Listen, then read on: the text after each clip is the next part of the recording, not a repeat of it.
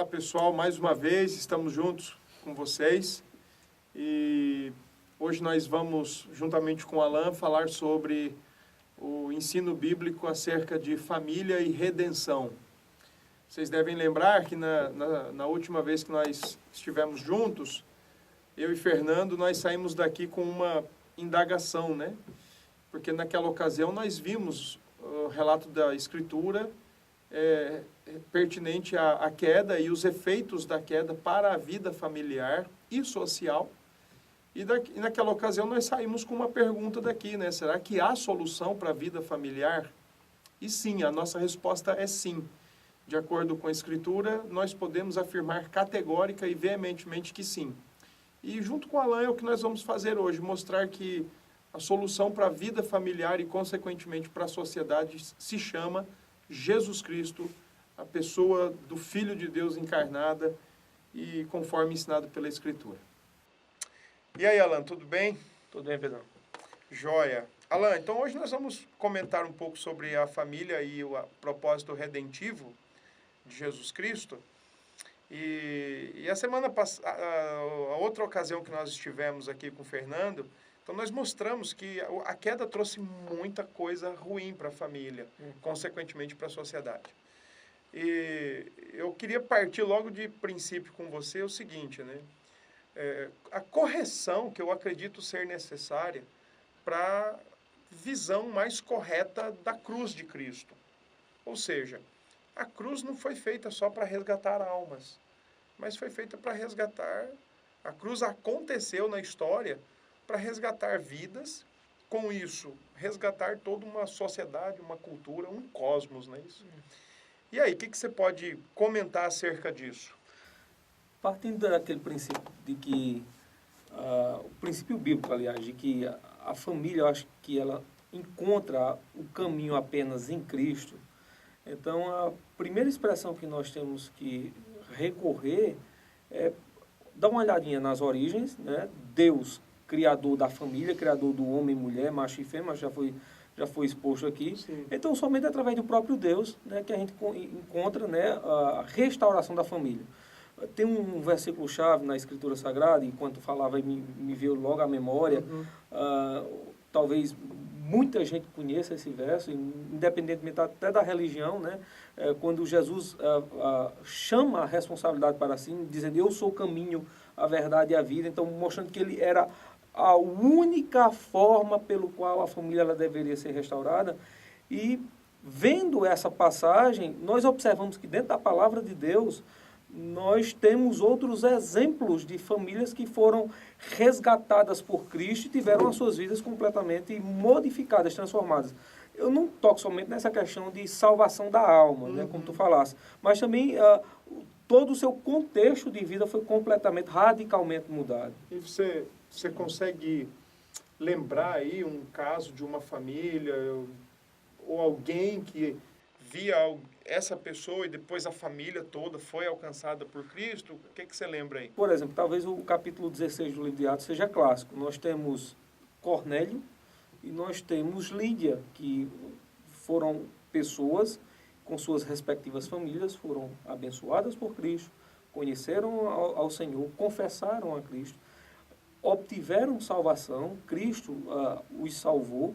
E na salvação, nós observamos que o seu contexto de vida, a sua cosmovisão de vida, a sua forma de enxergar o mundo também foi radicalmente mudada. Ah, ok. Alan, e como é que você percebe aquela questão de Lídia dizer, o texto de Lídia, principalmente Atos 16, diz que ela servia a Deus, mas em determinado momento, ao ouvir a mensagem do apóstolo, diz o texto que o Senhor lhe abriu o coração. E então ela creu no Senhor. E a continuação do texto diz que ela foi batizada juntamente com a sua família. Como é que você vê essa questão aí? É interessante. O livro de Atos trata de alguns personagens muito ligados à religião judaica. Por exemplo, nós temos os judeus, que são tratados no livro de Atos, os gentios, e nós temos os tementes a Deus. Por exemplo, nós poderíamos tratar de tementes a Deus a partir ali do capítulo 6 do livro de Atos. E parece que Lídia se encaixa nesse perfil de uma pessoa ser temente a Deus, devota à religião judaica, possivelmente. Tu tem um conceito assim mais claro e até que daria para a gente traçar um paralelo nos dias de hoje sobre essa expressão temente a Deus de Atos dos Apóstolos? Sim, quando a gente observa a expressão temente a Deus, era basicamente o gentil que servia a religião judaica, que tinha um certo conhecimento de Deus na perspectiva judaica. Então era aquele que se dirigia ao templo, que mesmo morando em uma outra região, em outro país que não Israel, mas que se dirigia para Israel, especificamente Jerusalém, ali para o templo, e buscava servir ao Senhor através das obras, através dos sacrifícios, através daquela adoração formal judaica. Então talvez Lídia se encaixe nesse perfil de personagem, da pessoa que se dirigia ao templo. E uma coisa que vai nos chamar a atenção do verso 14 é que ela era uma pessoa religiosa. Ela servia ao Senhor. Isso que eu queria te perguntar. Você me desculpe. Mas quando você coloca que um gentio tinha um estilo ritualista, cerimonialista e até um pouco assim de obras, né, da vida, e por isso era classificado como temente a Deus. Como é que a gente pode ver isso? Era alguém que conhecia Jesus e por isso era salvo? Ou era muito mais uma religiosidade? Acho que era muito mais um ato religioso, né? Tanto é que a pessoa é chamada de temente a Deus por aquilo que fazia, né? A sua devoção à religião judaica e tudo mais. E agora o texto vai nos deixar assim, uma porta bastante escancarada, quando diz assim, o Senhor lhe abriu o coração. Então, Cristo lhe deu entendimento, iluminação, então ela fora resgatada pelo Senhor através da proclamação pública da palavra de Deus. É importante salientar que nós temos os apóstolos, discípulos do Senhor, trazendo o Evangelho, principalmente nos locais públicos de religião, dos tementes a Deus, que naquele período ali do primeiro século eram as sinagogas, né? Então o pessoal se reunia aos sábados para observar a leitura de alguns dos profetas, e alguns cristãos estavam ali, e além de fazer a leitura dos profetas, também proclamava a leitura dos profetas através de uma interpretação que eles pudessem entender. E quando a interpretação era dada, e quando a interpretação chegava ao pico da revelação de que aquele determinado profeta apontava para o Senhor Jesus, muitos corações ali se abriam ao entendimento. Cristo lhe revelava a palavra e as pessoas estavam voltadas para o Senhor. Então aí a gente precisa entender o seguinte, né? Era necessário ouvir a Escritura e ao ouvir a Escritura, crendo na Escritura, individual e depois familiarmente, se submetiam ao senhorio de Jesus revelado na palavra de Deus. E eu acho interessante, Pedro, a gente falar nessa questão, porque a Escritura diz, a fé vem pelo ouvir a palavra de Deus. A partir do momento em que a gente está em Cristo, somos servos dele, né? Talvez a palavra servo seja uma palavra suavizada, escravos de Cristo. E a partir do momento que eu sou escravo de Cristo, devoto da sua palavra, crente no Evangelho, agora tenho a minha vida completamente mudada. Então, se naquele primeiro período, naquele primeiro ano da organização da igreja primitiva e tudo mais, alguém cresce no Senhor Jesus, e se ele fosse o mais velho do lar, então ele teria domínio sobre as pessoas, e então ele levava também o evangelho para aquelas pessoas, e aquelas pessoas iriam crer no Senhor Jesus. Então daí nós tiramos aquela expressão que até a Bíblia ressalta, no próprio capítulo 16, né, será salvo tu e a tua casa, porque a palavra de Deus conseguia penetrar de forma mais abrangente no lar através daquele primeiro converso. Ok, legal. E é bem interessante a gente já pensar num pós, né? Porque, veja, a partir do momento que uma pessoa recebe a Cristo como Senhor e Salvador da sua vida, se submete ao senhorio de Cristo e consegue levar a sua família, ou consegue colocar sua família. Então, aí vem o próximo passo. E agora? Como é que vai ser a vida pós essa recepção a Cristo e submissão a Cristo? E aí a gente não pode deixar de lembrar aquilo que Cristo diz para um grande grupo de ouvintes e discípulos no famoso, conhecido Sermão da Montanha. Isso. Quando ele conclui o texto da sua pregação, a aplicação da sua pregação, que ele conta aquela parábola do construtor, que a pessoa que ouve as palavras dele e as pratica, então é semelhante ao construtor que edificou a sua casa sobre a rocha, mas aquele que o ouve e não pratica as suas palavras, então é semelhante àquele que construiu a sua casa sobre a rocha. É bem interessante, porque as pessoas todas podem ouvir, todas têm a oportunidade de edificar, de construir. Os mesmos problemas que vêm para um, vêm para outro. Não diz a Bíblia em lugar nenhum que família de cristãos não está passivo ou submisso a situações adversas da vida. Vem para todos. Mas o que vai fazer diferença no final é onde a casa está edificada. É verdade. É onde a família está edificada. E a mensagem é muito oportuna para o tempo de hoje, porque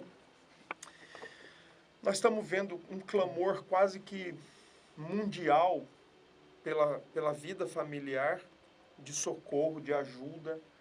E as pessoas com as mãos na cabeça, e agora, e a palavra nos diz qual é a solução, qual é o socorro para isso. É Jesus Cristo. É verdade.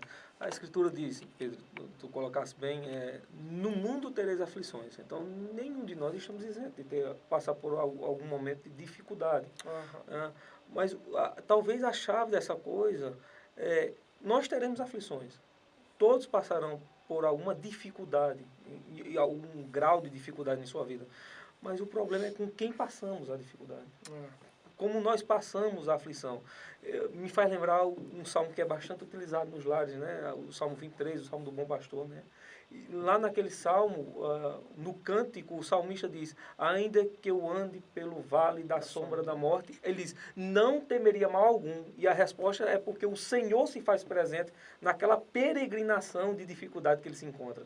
Talvez, acho que a resposta exata para isso aí seria com quem nós estamos, em que momento estamos.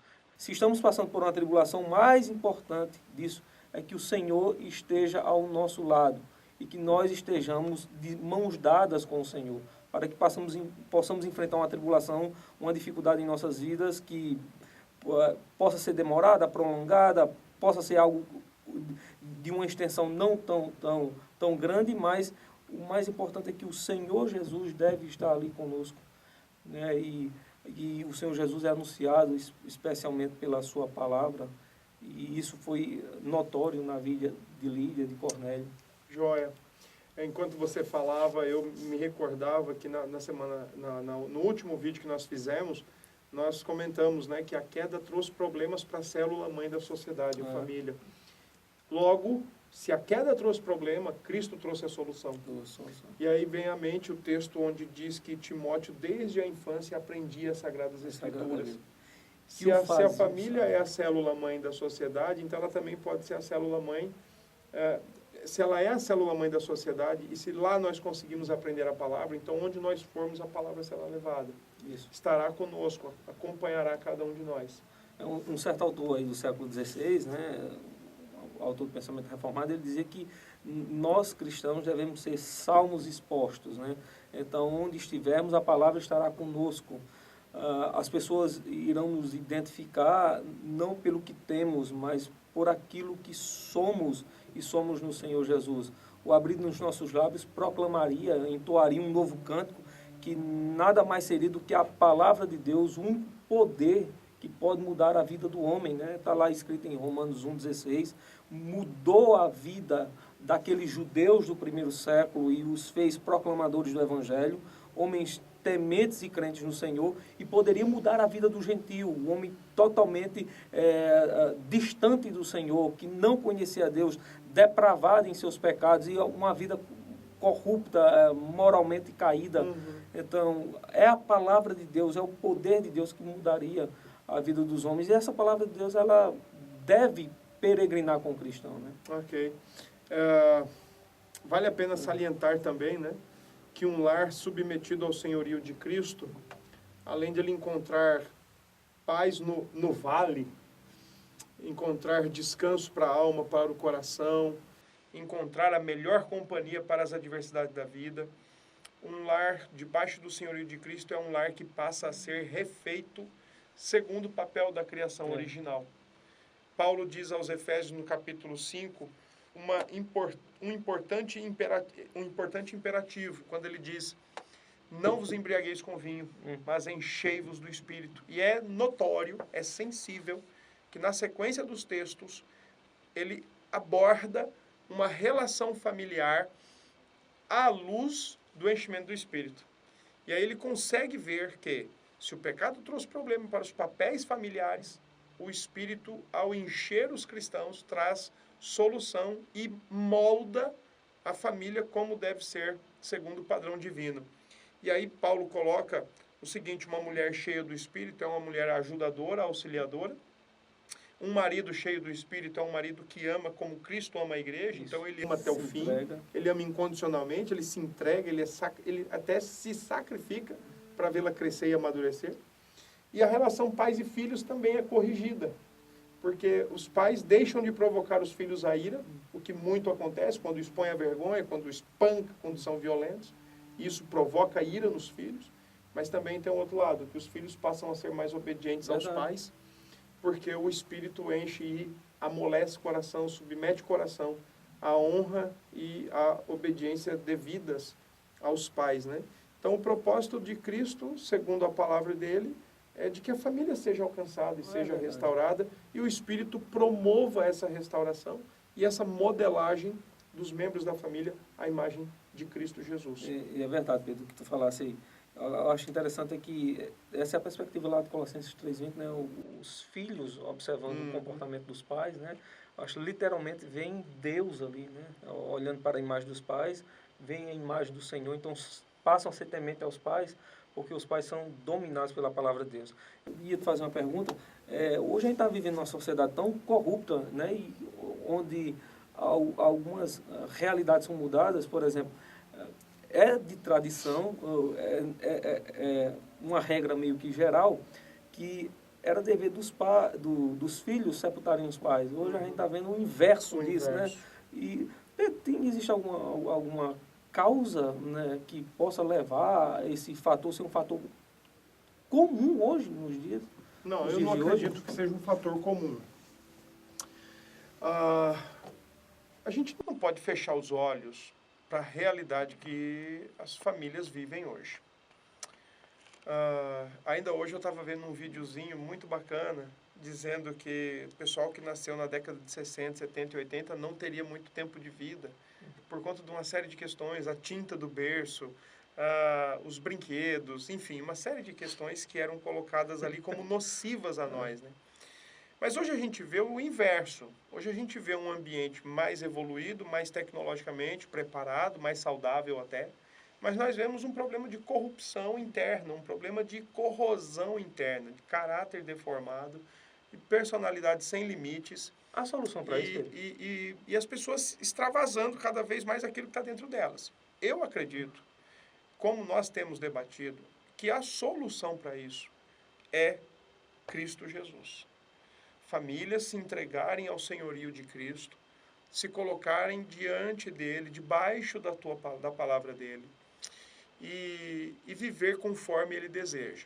Para isso, ele mesmo diz, usando o apóstolo Paulo, se com a tua boca confessares, coração crer e boca confessar que Jesus é o Senhor, então haverá salvação.